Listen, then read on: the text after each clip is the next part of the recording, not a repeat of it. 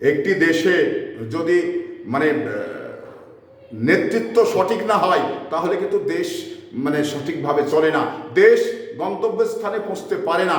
তো আমাদের যে নির্বাচন হলো, এখানে এই নির্বাচনের মধ্য দিয়ে যে মন্ত্রী পরিষদে যোগ্য লোকগুলো যদি মানে বসানো যায় এবং মানে সিনিয়র লোকগুলোকে, অভিজ্ঞ লোকগুলোকে যদি মন্ত্রী পরিষদে মন্ত্রী দপ্তর বন্টন করে দেওয়া হয় তাহলে হয়তো বা রাষ্ট্রটি ভালো চলবে।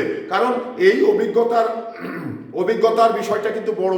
আপনি মানে যত শিক্ষিত হন, যত মানে গ্র্যাজুয়েট হন, আপনি যদি রাষ্ট্র পরিচালনা মন্ত্রী পরিষদ যদি চালানোর অভিজ্ঞতা আপনার না থাকে তাহলে কিন্তু আপনার দ্বারাই এই মন্ত্রী পরিষদ চলবে না, এটা আপনি কোথাও যেন বেঁধে যাবে। তো এখানে আমি যে নবনির্বাচিত সরকার তাদের মানে বিনীত অনুরোধ করি, তারা যেন মানে অভিজ্ঞ সম্পূর্ণ লোকগুলোকে মন্ত্রী দপ্তর বন্টন করে দেন, যে দপ্তরের অভিজ্ঞ তাকে সেই দপ্তর যেন দেওয়া হয়।